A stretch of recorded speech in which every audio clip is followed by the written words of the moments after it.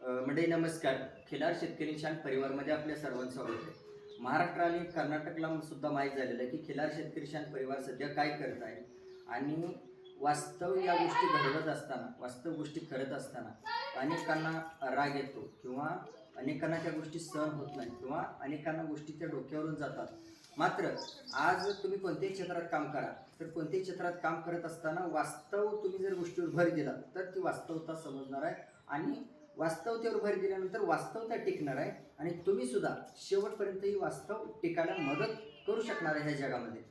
तर काम या चॅनलचं काम करत असताना सिद्धापूर वंशावळ किंवा तांडूरचा राजा ह्या विषयावर बऱ्याच वेळेला मी भर दिलेलं आहे आणि भर देत असताना अनेक विरोध झाले, अनेक संकट आले किंवा तुम्हाला माहिती आहे की एखाद्या गोष्टीची प्रगती झाल्यानंतर किंवा एखादा मुद्दा हायलाईट झाल्यानंतर तर त्या मुद्द्याच्या अनुषंगाने अनेक गोष्टी या विरोध करत असतात.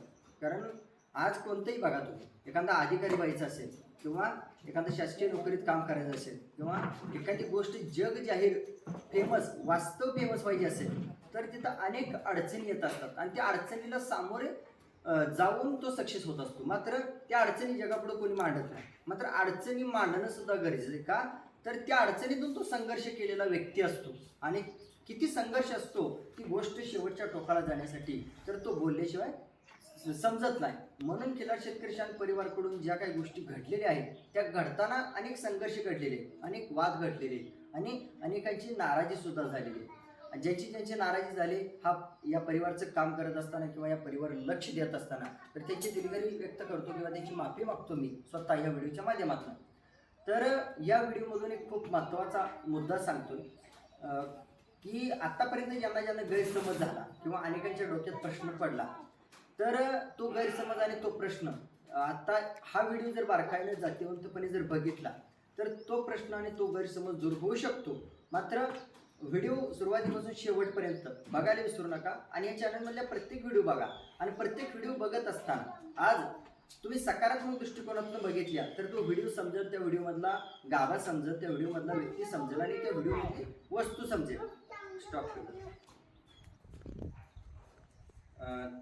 तर प्रत्येकाला एक प्रश्न होता महाराष्ट्रातून आणि कर्नाटकमधून. सिद्धापूर वंशावळी डोक्यात आल्यानंतर राजमळगेने तांडूरचा राजा का धरला किंवा राजमळगेने तांडूरचा राजावरतीच भर का दिला किंवा राजमळगेने त्या राजपूत कुटुंबावरती भर का दिला किंवा राजमळगेने त्या राजपूत घराण्याचंच नाव का मोठे केलं, तर राजमळगे त्यांच्या घराण्याला का चिटकून आहे. तर असे अनेक प्रश्न, अनेक गैरसमज लोकांचे तयार झालेले आहेत आणि अजून इथून होणार आहेत गैरसमज आणि अजून गैरसमज चालू आहे. तर तो गैरसमज, ती शंका दूर व्हावी किंवा ह्या चॅनलच्या कामाबद्दल, या परिवारच्या कामाबद्दल जे गैरसमज आणि जे प्रश्न आहेत ते सुद्धा दूर व्हावेत म्हणून हा व्हिडिओ आवर्जून बनवतोय. आणि इथून पुढं जेवढी जनता तेवढे प्रश्न, तेवढी शंका उपस्थित होणार आहे आणि प्रत्येकाच्या शंकेचं किंवा प्रत्येकाच्या गैरसमजचं उत्तर देत बसायला खरंच माझ्याकडे आता इथून पुढं वेळ कमी आहे. कारण का, तुम्हाला कसा वेळ आहे, तुम्हाला कशी कामं आहेत, तुम्हाला कसं तुमचं नियोजन आहे, तसंच माझ्या आयुष्यातला वेळ, माझी कामं किंवा माझा खर्च, मॅनेजमेंट ह्या गोष्टी मलासुद्धा बघाव्या लागणार आहेत. तर हे करता करता आज माझ्या परपंचातून एखाद्या गोष्टीला वेळ दिला, पण तो त्या गोष्टीला वेळ का दिला तर त्याच्यावरती जवळपास कमी टक्के लोकांनी पॉझिटिव्ह, सकारात्मक नोंद करून व्यक्त झालेले. मात्र नकारात्मक जास्तीत जास्त लोकांनी गैरसमज केला. कारण साहजिकच आहे, कारण प्रत्येकाला प्रत्येकाचं नाव प्यारे, प्रत्येकाला प्रत्येकाचा कष्ट प्यारे, प्रत्येकाला प्रत्येकाचा अंतर प्यारे, प्रत्येकाला प्रत्येकाचा अनुभव प्यारे, प्रत्येकाला प्रत्येकाची नाती प्यारे ती आणि प्रत्येकाला प्रत्येकाची गोष्ट प्यारे. ह्या जगात हा गोंधळ असा आहे की खऱ्या गोष्टीला कधीच पाठिंबा नाही, खरा माणूस कधीच मोठा होत नाही, खरी गोष्ट कधीच समजत नाही, खरी गोष्ट कोणाला समजावूनसुद्धा जास्त सांगता येत नाही. याचं प्रमाण खूप कमी आहे, 99.99% कमी आहे. जास्त करून स्वतःचं नाव करायला किंवा आज कोणाच्या तर गोरगरिबाच्या कष्टावर, गोरगरिबाच्या खर्चावर, गोरगरिबाच्या वेळेवर आणि गोरगरिबाच्या अंतरावर आज तुम्ही त्या नावासाठी धडपडू शकताय आणि ते नाव आपल्याला मिळवून घ्यायला प्रयत्न करताय. मात्र ते जाणीव कोणी ठेवून आज पुढं जात नाही. म्हणजे 99.99% लोक वास्तव वागत नाहीत. 99.99% लोक मीडिया आल्यामुळं एडिटिंगच्या दुनियेत भरडून गेलेले आहेत आणि 0.1% लोक जाणून घ्यायच्या प्रयत्नात आहेत आणि त्या 0.1%च्या लोकांमुळं 0.1% लोक काम करत आहेत, 0.1% लोक टिकलेत म्हणून 99.99% लोकांना उड्या मारायला मिळतात. मग ते खरं असो, खऱ्या आईबापाचे असो किंवा म्हणजे वास्तवता माहीत नसू द्या किंवा वास्तवतेपासून लांब असू द्या, तर अशी लोक उड्या मारत असतात आणि अशी लोक आवाज करत असतात. तर थोडक्यात मी सांगतोय कारण वेळ खूप झाला आहे. माझ्या आयुष्यात मी अशा गोष्टी वेळेवर सांगायचं म्हणतोय मी प्रत्येक वेळेला, पण अशा अनेक अडचणी येतात. आता हा व्हिडिओ बनवायचा म्हणून मी एक 8 दिवस झालं चिंतत आहे. तर 8 दिवस झालं माझ्या आयुष्यात अडचणी येत राहतात, संकट येत राहतात, वेळा कव्हर करता येत नाही. मात्र ह्या व्हिडिओमधनं मी आवर्जून सांगतोय आणि इथून पुढं कोणतीही व्हिडिओ बनणार नाही. कारण का त्या आपल्याला अंमलात आणायच्या त्या गोष्टी. आता पाठीमागं कष्ट केले, पाठीमागं व्यक्त झालो, तर त्या गोष्टी आपल्याला इथून पुढं अंमलात आणायच्या, आवर्जून अंमलात आणायच्या.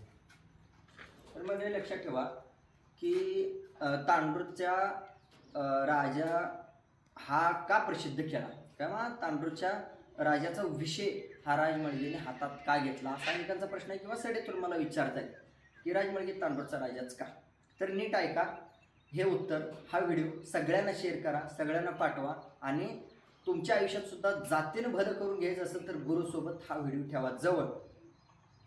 तर मंडळी लक्षात ठेवा, मी राहायला सिद्धापूर आणि तांडोर ह्या भागामध्ये आहे. मी जवळपास 2013 या खिलारमध्ये काम करतो. मग 2013 काम करत असताना जवळपास त्यावेळेला मी लहान होतो आणि मला समजत होतं, कळत होतं. मग त्यावेळेला एक गावात बैल होता. आम्ही शाळेला झेडपीला जात होतो. सुट्टी झाल्यानंतर गावात फिरायचो आम्ही काहीतरी गोळ्या बिस्किट खाण्यासाठी येण्यासाठी. तर गावात एक बैल असा होता की तो बैल डरकी मारायचा, आवाज यायचा मोठा बाहेरच्या गायी भरवायला आल्यानंतर. मग आम्हाला एक हौस, कारण रक्तात नाद, घरचा नाद सगळा आणि पाठिंबा किंवा वातावरण सगळं खिलारचं असल्यामुळं आम्ही त्या खिलारच्या आवाजाकडं किंवा खिलारकडं आकर्षित व्हायचो. मग तो बैल आम्ही गावात बघायला जायचो. बैल गावात बघायला गेल्यानंतर तो बैल कसा आहे, कोणाचा आहे, काय ह्या गोष्टी माहीत नसायच्या जास्त करून. पण अशी गोष्ट आहे, ती आवाज करते आणि ती एक आवाज वेगळ्या पद्धतीने करते आणि ती आवाज आपल्याला ऐकायला बघायला जायचं. तर ती लांबून गायी आल्यानंतर किंवा गायी भरवायला आल्यानंतर तो बैल गावात सेंटरला होता. त्या गावातून बाहेर गावाच्या कडेला घेऊन जायचे. तर ती मला गोष्ट आठवते, मी स्वतः डोळ्यानं बघितलं. तर ती गोष्ट आहे सगळ्याला जगाला माहिती आहे किंवा महाराष्ट्राला माहिती आहे की जवळ्याला काशीद गुरुजी यांच्या घरी ज्या बैलाचा शेवट झाला, तर त्या बैलाची गोष्ट आहे मंडळी.